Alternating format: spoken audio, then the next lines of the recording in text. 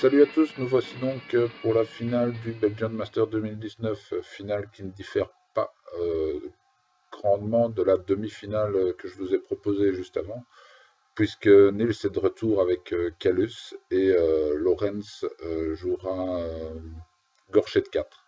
La liste Gorchet 4 est sensiblement différente de celle de Adam que vous avez vu dans la partie précédente. Et c'est Lorenz qui gagne le toss et il choisit de jouer en deuxième pour bénéficier d'un bon cloud wall avec les obstructions et les forêts et surtout pour empêcher les Helmos d'avoir un trop bon placement dans la partie. Alors Gorchet, c'est un caster qui a 7 focus, qui est immunisé au froid. Il a Arcane Vortex, c'est-à-dire que pour un focus, il annule un sort lancé sur un modèle à 3 pouces de lui. Et c'est aussi son field Marshall, donc les Warjacks ont Arcane Vortex sous son commandement. En sort, il y a Dauntless Resolve, qui est un upkeep qui permet à un modèle ou unité d'avoir plus 3 armure étoffe. Il a Freezing Myths, ce sont les Cloud Hour 3 qui donnent -2 à la touche, sauf si on est immunisé au froid. Ghostwalk, ce qui permet à un modèle ou une unité de gagner Ghostly pendant un tour.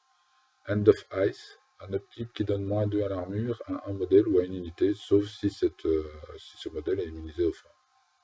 Et alors il a aussi Light of Wrath, c'est une AOE 4, range 8, pot 13, et le modèle touché perd stealth, et subissent -2 pour le tour suivant. -2 de def, pardon, pour le tour. Sinon, il a aussi Revive qui permet de ramener un grunt avec un point de vie. Il doit être placé dans la control range du spellcaster et en formation avec son unité. Le grunt doit forfait son action de combat pour ce tour. Sinon, il a aussi un feat, c'est-à-dire que quand un ennemi modèle sans immunité au froid détruit ou remove from play un modèle de Gorchet dans sa control range, celui-ci devient stationnaire. Et en plus, Gorchet gagne les soul tokens des living models amis détruits. Ces soul tokens sont transformés en focus le tour suivant.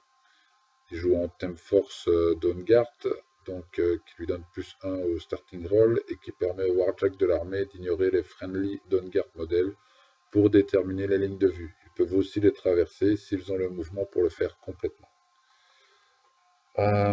Nils, lui, joue Calus. Calus, c'est un caster qui a 6 furies avec hyper régénération. Il a Unyielding et il donne Unyielding au warrior dans sa command. En spell, il nous a le bon vieux Dark Guidance qui donne un dé supplémentaire à la touche dans la contrôle du caster. Il a aussi Éruption qui est un range 8 à 3 pots 14 de feu qui reste en jeu et qui devient un cloud qui cause des pots 14 de feu lorsqu'on entre ou on finit son activation dedans. Il a Flashing Blade qui fait une attaque de mêlée sur chaque ennemi dans sa ligne de vue. Et sinon, il a Ignite, qui est un upkeep qui donne plus de dégâts en mêlée et critique feu continu. Son feat, quand un friendly model est disable par une attaque ennemie dans la control range de Calus, il est remplacé par un incubus et le modèle tué est remove from play. En plus, tous les friendly Soulless Warrior modèles dans la control range de Calus gagnent +3 de def. La Temp Force, c'est Primal Terror, c'est une Temp Force qui donne plus de déploiement dans la zone, plus de zones de déploiement, pardon, et vengeance sur les Warmongers et les Warspear Units. Et voilà donc en avant pour cette finale 100% belge.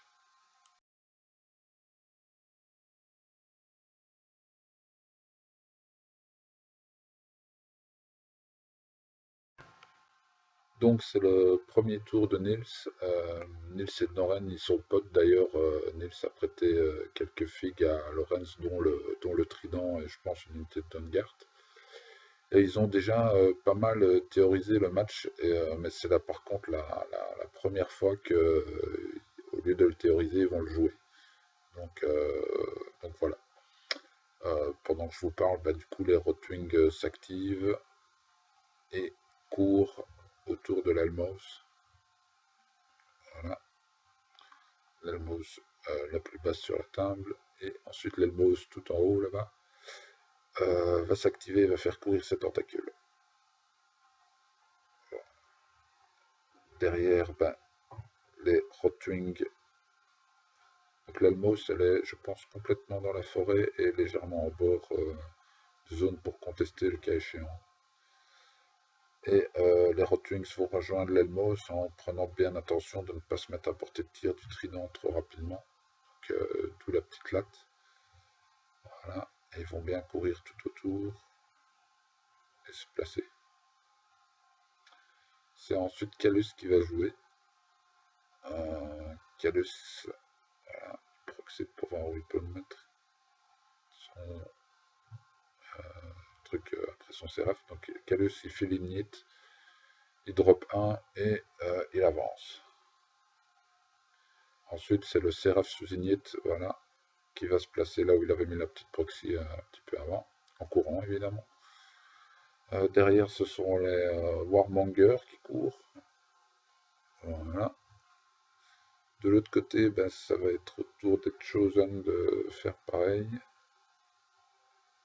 Voilà, les Chosen courent. Je pense que j'ai raté l'activation du Feralgues qui a suivi les Warmongers, qui est juste derrière. Ça c'est Grolap qui vient courir aussi là. Et la sirène, l'autre Neraf, et ensuite il passe son tour.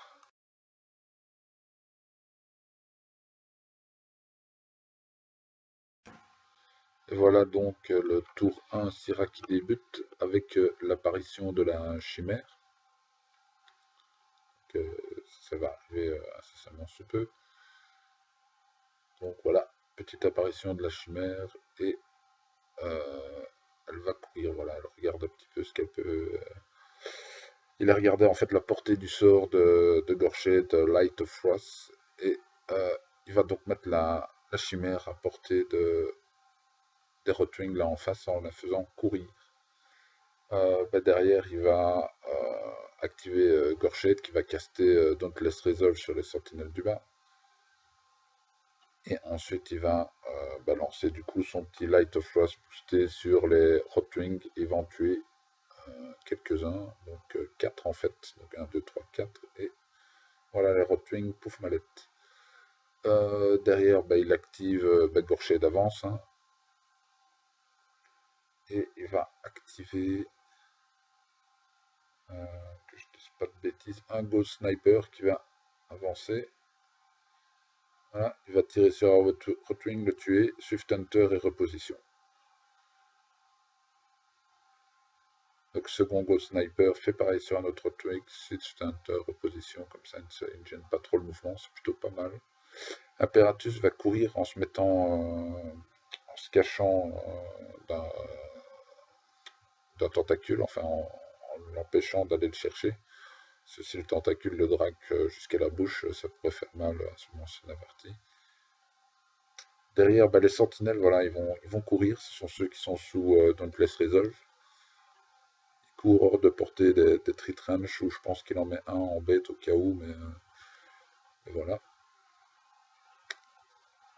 De l'autre côté, c'est le Dawnguard Trident. Il a une tentacule en ligne de vue, donc il va tranquillement faire ses tirs dessus. Il va la tuer. Voilà. Il va légèrement repositionner. Et ensuite, il va activer les sentinelles du bas qui vont minifiter. Elle court plus minifite. L'artificeur va courir dans le rebel. Voilà. Ensuite, Linus et Edria vont courir se cacher derrière l'obstruction. Et il reste le Dawnguard Sentinelle Seer qui va courir sur le centre. Et là, il va passer la cloque.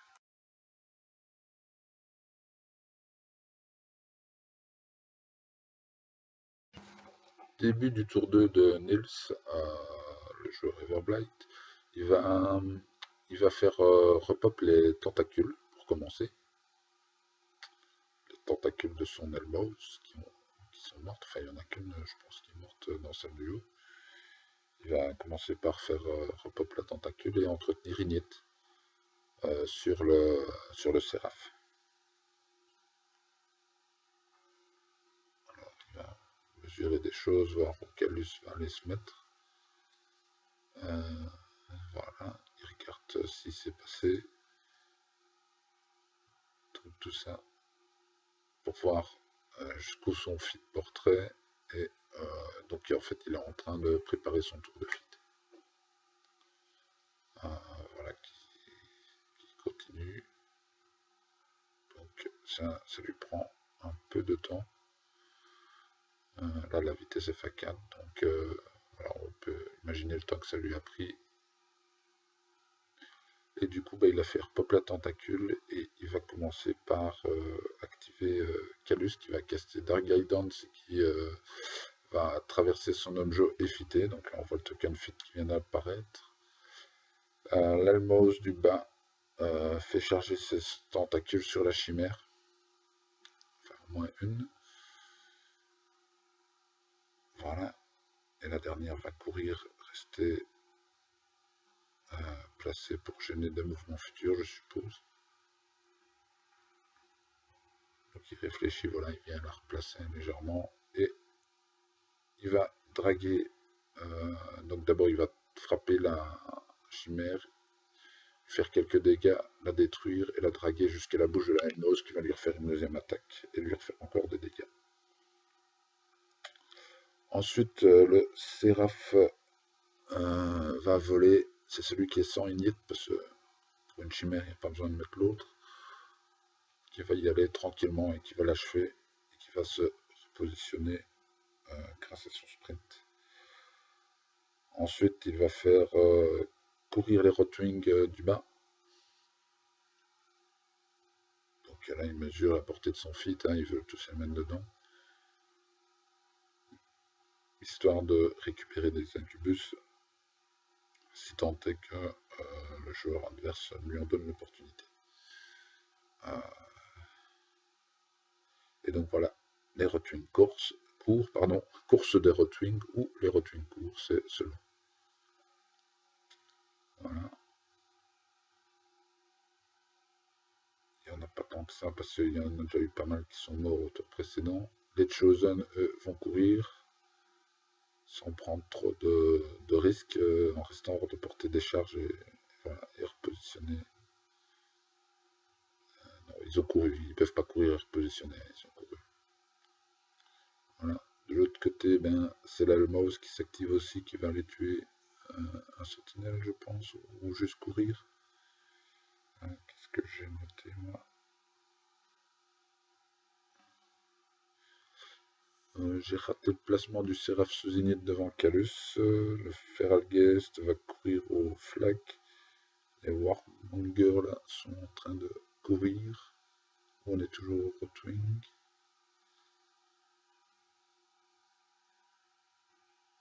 Voilà, qui vont tuer de la sentinelle.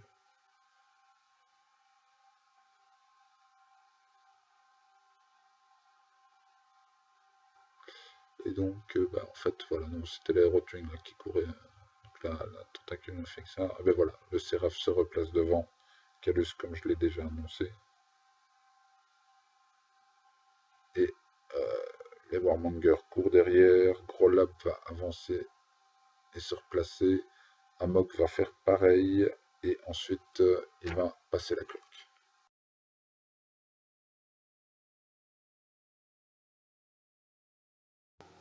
Début du tour 2, Syrah qui est marqué, une fois n'est pas coutume, non pas par un mouvement d'une figurine, mais par le mouvement d'un joueur qui est parti aux toilettes. Donc Laurence est parti aux toilettes, comme ça nous arrive à tous. Mais je ne voulais pas couper ça au montage, et je voulais vraiment vous en laisser profiter de ces images quelque peu émouvantes. Voilà. Et donc maintenant, nous reprenons la partie. Donc il est revenu, il va nous jouer ses sentinelles en vengeance qui vont taper de la tentacule, si je ne dis pas de bêtises. Et il va upkeep Dauntless Resolve dans la foulée. Donc ils vont taper de la tentacule et donc il y a eu vengeance que sur les sentinelles du haut. Ils vont taper de la tentacule et du Rotwing. Donc voilà, il est en train de le passer clac-clac. Au revoir la tentacule et au revoir le Rotwing, ils étaient tous les deux hors feed, donc pas de pop d'incubus. Bon. Donc ensuite il va prendre son temps, il va déjà placé à Ghost Sniper Flag, mais non, c'est pas encore fait, donc il va réfléchir lors de son tour. Il mesure 2-3 choses. Il regarde ce qu'il peut faire. Il va activer les sentinelles du bas. Elles vont bouger, mais elles ne vont rien faire d'autre. Donc, elles vont pas frapper pour risquer de faire pop des incubus. Tout ça. Donc, elles vont juste bouger, voilà, se réorganiser, un mouvement, tout ce qu'il y a de plus normal. Et ça va être suivi par le Ghost Sniper qui va courir au flag et ne rien faire d'autre. Derrière, charge en combo smite de l'artificeur sur un des Rotwing, ce qui te projette dans un autre, et il n'y aura qu'un seul pop d'incubus, puisque le slam n'est pas une attaque ennemie. Il n'est pas considéré comme une attaque ennemie, donc ça ne fait pas popper d'incubus. Et là, ben voilà, là, on proxide pour faire la même chose avec le second artificeur. Il y aura le call d'un juge pour valider, mais en fait c'est une incompréhension au niveau de la cible de la charge de l'artificeur, et ça va bien se passer. Voilà, ça va se passer nickel, et l'artificeur va pouvoir charger ce qu'il désire. Voilà, et slammer le Rotwing de la tentacule. Donc derrière il va l'achever avec un tir du Ghost Sniper. Il va achever l'incubus qui est popé, puisque la tentacule elle ne mourra pas. Bah, les sentinelles du haut, elles vont faire un peu comme celles du bas, mais en plus vite, c'est-à-dire qu'elles vont courir, elles. Comme ça ne fait toujours pas popper d'incubus, et ça limite les attaques ennemies, donc le trident va se replacer aussi,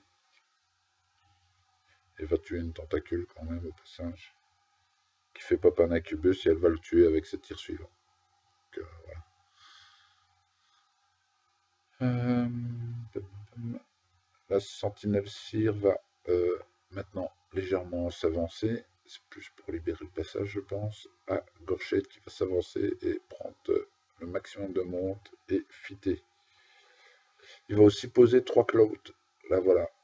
Ce qui bouge complètement la ligne de vue de la forêt au-dessus, les deux premiers là. Et le troisième va encore gêner un peu plus. Linus et Drea vont reculer. Et Imperatus va reculer aussi hors de vue du Séraph sous Ignite, histoire de ne pas se le prendre dans les dents. Et ensuite l'Arcaniste va courir et il passe la cloque.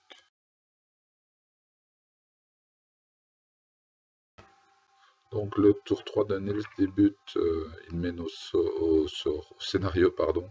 Il mène au scénario 1-0 grâce au Feral Gate qui est posté sur son flag que Lorenz n'avait pas moyen de contester. Il est d'ores et déjà assuré donc de marquer un deuxième point à la fin de ce tour-ci. Il va faire repop ses tentacules, il va entretenir Ignite, peut-être en anglais.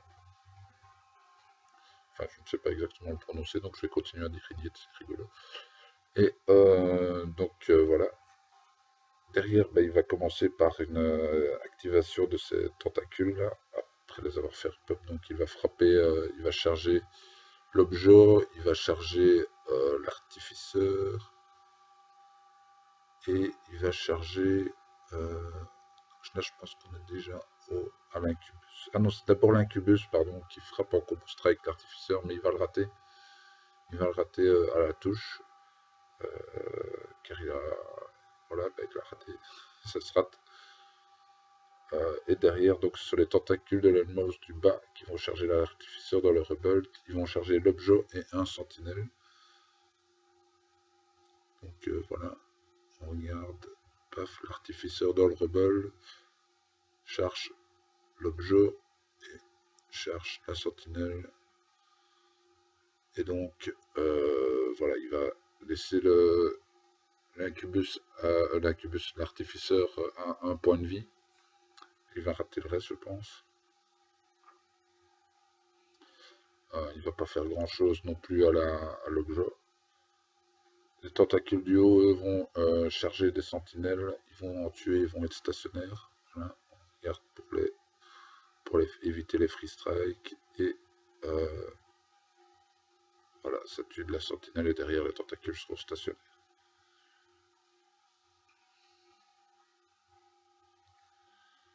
Calus va bouger dans la forêt. Et c'est à peu près tout ce qu'il va faire. Hein. Sur ce tour-ci, il ne va pas lancer de Dark Guidance.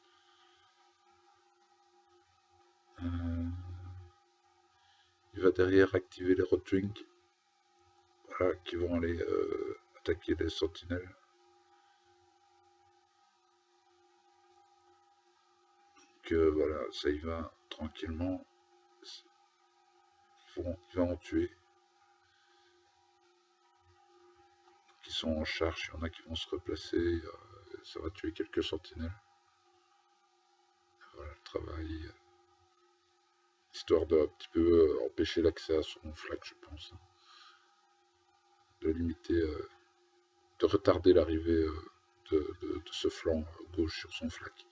Pour encore scorer peut-être le tour après.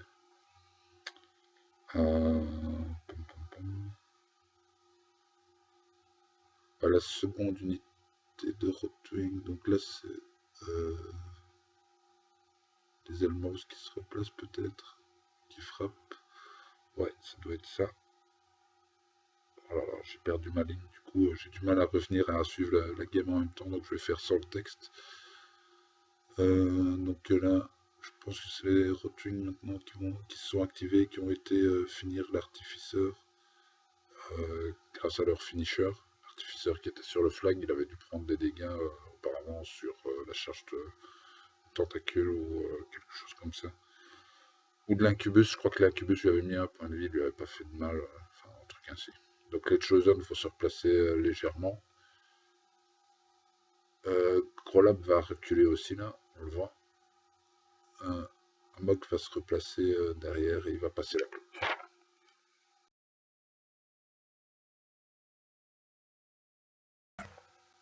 0-2 donc pour Everblight au moment où Lorenz prend son tour.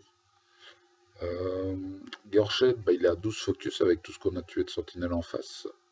Pendant le moment où j'avais perdu ma ligne, il y a des Warmongers qui s'étaient activés et qui avaient frappé deux sentinelles. Il y en a même un qui était Statio et Nils se demandait si ça n'avait pas été une erreur au final. Vous comprendrez plus tard et pourquoi je vous dis ça. Et là, bah, c'est la vengeance des sentinelles qui nettoie du Rotwing. Voilà, ça patate et ça frappe, ça touche, ça tue du Rotwing. Maintenant qu'il n'y a plus le fit, on n'hésite plus et on tue tout ce qu'on peut tuer. Donc ensuite, bah, Gorchet, il va s'activer en premier. Et comme il a plein de focus, il en a donné 2 à Imperatus, il va avancer un tout petit peu. Et voilà, il va lancer un Hand of Ice sur les Warmongers, ce qui va les mettre à -2 d'armure et ce qui va faciliter le boulot des sentinelles et du trident là-bas au-dessus. Donc c'est pour ça qu'il se demandait s'il avait bien fait de charger de ce côté-là, parce qu'en laissant un Statio, bah, c'est facile pour Gorchet de lui passer un sort dessus. Derrière, bah, Gorchet a repassé de Cloud. Et il va faire revive sur une sentinelle. Du coup, ben, le trident va bouger, s'activer, il va commencer à tirer sur le Rotwing et sur... donc il va tirer dans les... Attendez, que je dise pas de bêtises, ce coup-ci, sur les Warmongers, et il va en tuer 2. Il va aussi tuer 2 Rotwing. Donc là, oui, avec le -2 armure, il a pu se faire vraiment plaisir, faire un max de tir et faire des pop 4 figurines. Ensuite, ben, c'est donc, je regarde, c'est toujours les tirs du trident, donc c'est un 3 de canon avec un des 3 tirs chacun. Donc jusqu'à 9, ça peut prendre un peu de temps. Derrière, ben, c'est Linus et Eldria qui vont juste s'activer, voilà. Ils vont s'avancer, Eldria va prendre un tir, un shoot, et elle va tuer un Warmonger aussi, je pense. Donc avec un Wind Blast aussi, voilà, elle tire, elle tue une tentacule et un Rotwing avec son Wind Blast. Ensuite, ce sont les sentinelles qui vont charger la bouche de l'Elmos puisque le passage est fait. Donc ils vont aussi charger du Warmonger et ben, ils vont dépopler l'Elmos, je pense. Hein. 3 PV dans l'Elmos, le second la tue et ils vont tuer le Warmonger et le Rotwing aussi qu'ils ont chargé. Donc là au-dessus, ça se passe plutôt vraiment bien. D'ailleurs, je crois que la zone est entièrement nettoyée maintenant. Donc, comme il y a la BE dedans, il va scorer 1 puisque le Ferrite Case ne conteste pas. Il est bien sûr au flag, mais il est en 2. Quoique je vois encore un Warmonger qui traîne. Je pense qu'il marque quand même. Bon, on va passer à autre chose, on verra bien après. Donc là, c'est Imperatus qui va frapper. Non, c'est pas Imperatus. Ah, c'est voilà, le sniper. Attendez, j'ai reperdu ma ligne. Oui, Imperatus, il a tué le Warmonger, il a sidestep et il a repositionné en arrière en tueur des tentacules. Le Ghost Sniper tire sur le Warmonger KD et l'achève. Et l'autre unité de sentinelle charge course dans les Chosen, le Rotwing et l'incubi. Et le tue. Voilà, donc je pense qu'il va scorer un grâce à ça. Ou à la zone du bas qui est complètement vide, peut-être. Non, la zone du bas, c'est une zone... Ah non, il va scorer 1 sur son flag, pardon, autant pour moi. Il a toujours son flag est complètement libéré maintenant, donc les sentinelles s'activent. Donc, sentinelles sont activées en nettoyé. Et là, c'est la contestation du flag pour passer à 1-2. Désolé pour ces hésitations.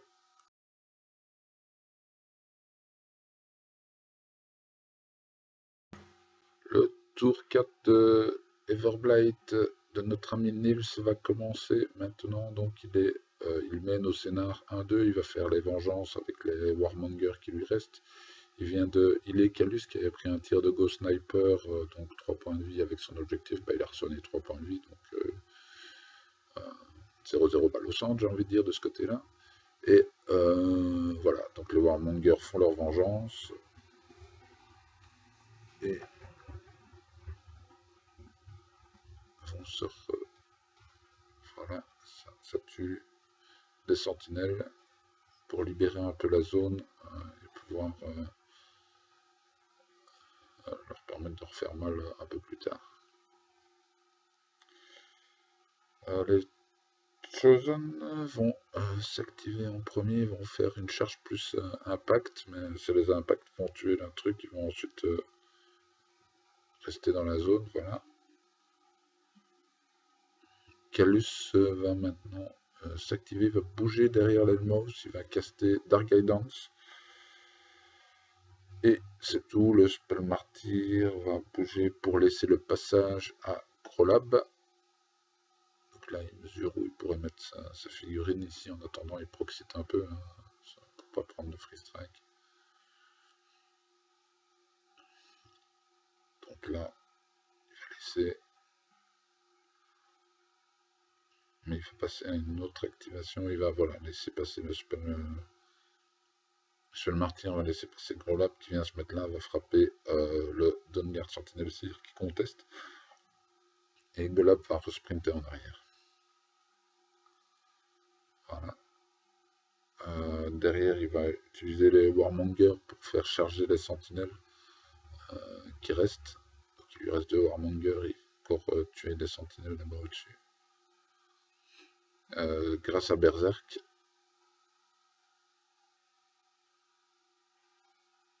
Et il va tuer tout le monde et il va même faire une attaque qui ne va rien faire sur sa fille.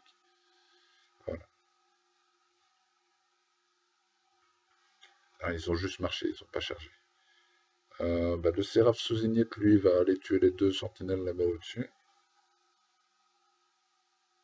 Celles qui sont sous Dauntless Resolve, ils vont en tuer 3 même, avec celle qui est sur le côté, et puis il va resprinter en arrière.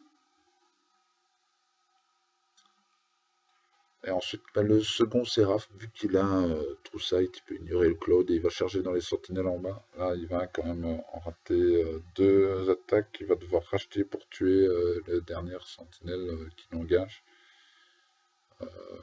et ainsi resprinter en avant, histoire de focaliser les vengeances sur cet endroit-là et d'empêcher son adversaire de marquer. Donc voilà, il va se mettre en avant. Et il va passer donc la cloque en marquant. Et voilà le quatrième tour de Lorenz qui commence. Il est toujours mené 1-3 au scénar. Et il va commencer par la vengeance des sentinelles du bas sur le Séraph. Il essaie d'en mettre un maximum et il va commencer à l'endommager, à lui faire un petit peu mal quand même, hein, parce que les sentinelles, quand ça touche, ça fait mal. Surtout que l'armure là n'était pas extraordinaire non plus. Ensuite, ben voilà, il va activer Gorchet qui a au passage donné un point de focus à Imperatus. Ah non, il ne va pas activer Gorchet, donc il a fait la vengeance et il a fait il a donné un point de focus à Imperatus. Ensuite, le trident va bouger et il va faire ses tirs dans les Warmongers. Comme ils sont à moins de 5 pouces, il a un +1 pour les toucher.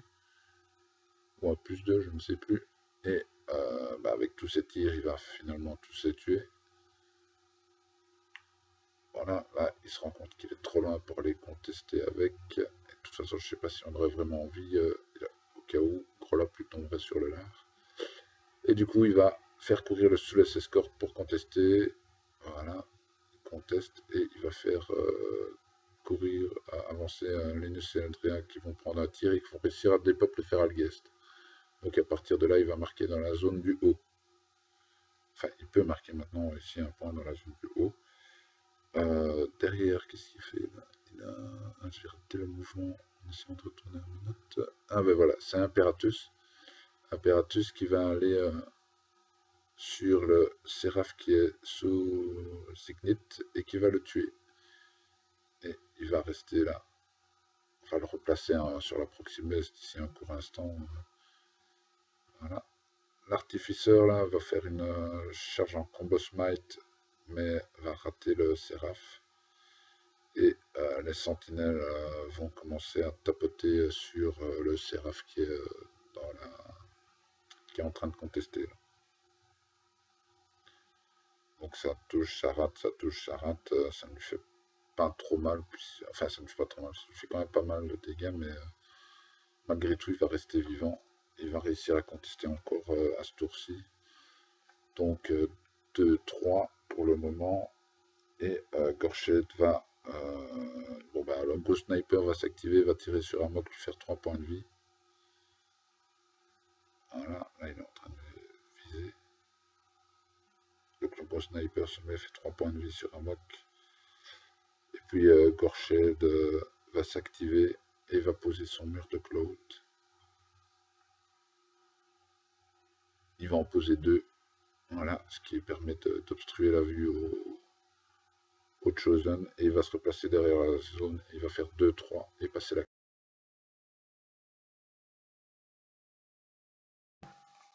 Et voilà, le tour 5 Blight démarre par le pop des tentacules, comme d'hab, j'ai envie de dire.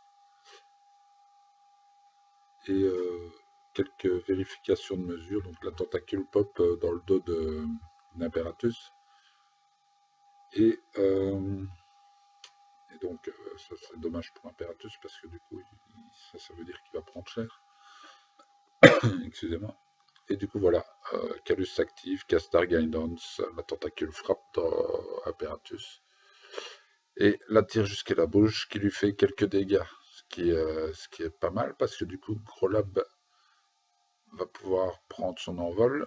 On met la proxy pour voir où est-ce qu'il peut atterrir.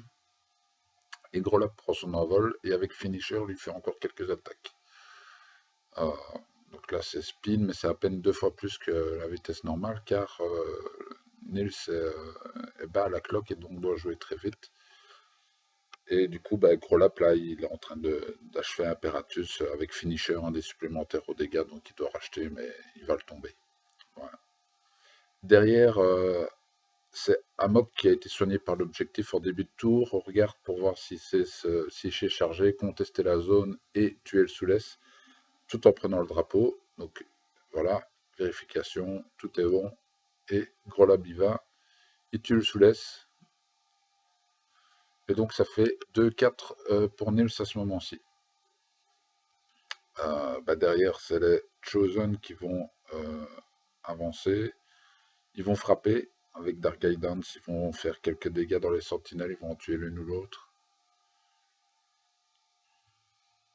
Voilà, on a mis pause pour régler un point de règle, mais je ne sais plus ce que c'était. Donc voilà, ça touche, ça tue, il y a quelques sentinelles qui volent par-ci par-là, et puis c'est le Séraph qui fait pareil.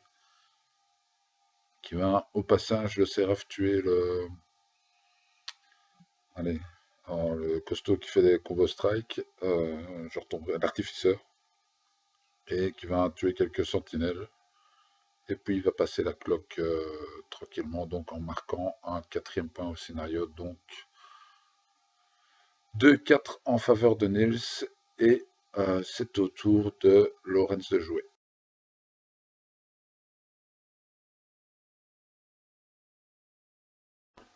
Le tour 5 Syrah, donc le tour 5 de Lorenz commence par la vengeance des sentinelles sur le Séraph. Donc là il vire ses Claude, et il va tapoter le Séraph, il va le tuer. Peut-être pas la vengeance, juste avec les vengeances il va tuer le Séraph. Donc il lui reste plus grand chose comme point de vie quand même. Derrière il va activer le trident qui va prendre... qui va avancer. D'abord, il a fait ses petits tokens, puis il se met à moins de 5 pouces. Il va prendre un des 3 tirs dans un mock, et il va le tuer. Il va booster la touche, booster dégâts, et il va finir par le tuer. Donc voilà, là en même temps, il lance les dés, ça met un peu de temps, parce qu'un mock a un petit peu résisté, mais bon, avec un des 3 tirs, à un moment donné, il finit par mourir. Et derrière, il fait courir Linus et Eldrea, là, derrière l'obstruction. Les sentinelles vont prendre un ordre de charge-course dans les Chosen. Là aussi, ça va commencer à faire un petit peu du mal. On vérifie pour la portée de Nielding que Calus donne à ses sbires. Et voilà, ça commence à tapoter, à faire mal. Et ça tue l'un ou l'autre Chosen, mais pas tous. Il y a toujours celui qui conteste.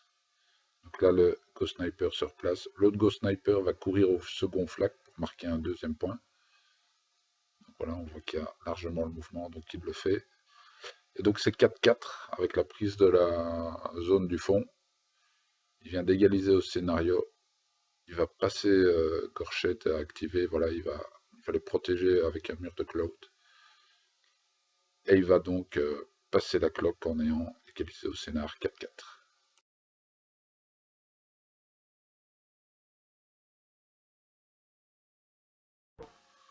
Tour 6, Everblight commence.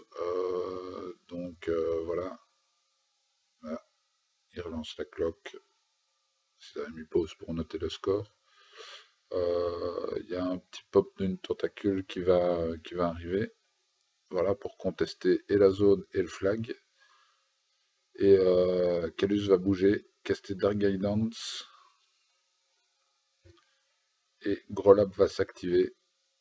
Il va commencer à tapoter. Et là, la cloque, juste après le premier jet, va retentir. Et enfin, après le premier jet, va retentir et va annoncer la fin. Voilà, il se serre la main. Donc, défaite à la cloque pour Nils. Super partie.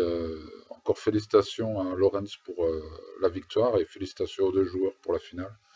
Un petit cocorico, c'est un Belge qui gagne le Belgian Master, c'est la première fois que ça arrive. Et encore un superbe event. Merci à tous de m'avoir suivi jusque-là pour les commentaires et d'avoir suivi nos valeureux héros. Allez, à bientôt pour de prochaines aventures, j'espère. Ciao, ciao.